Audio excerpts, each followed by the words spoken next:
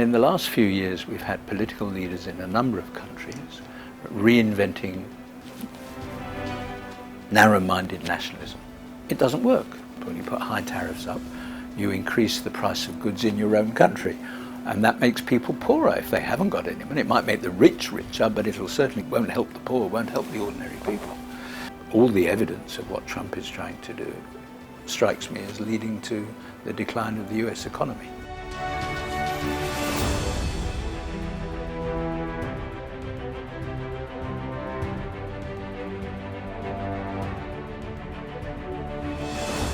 The world is largely ignorant about China. They don't understand Chinese culture. They make no attempt to understand Chinese culture. What they do see is a China that's got very wealthy in a very short period of time. You can't insist that a country stops growing.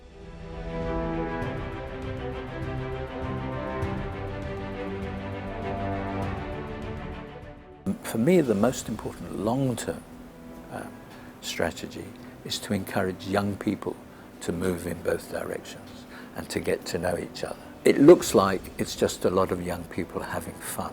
And in one sense it is, but also it builds connections for the future.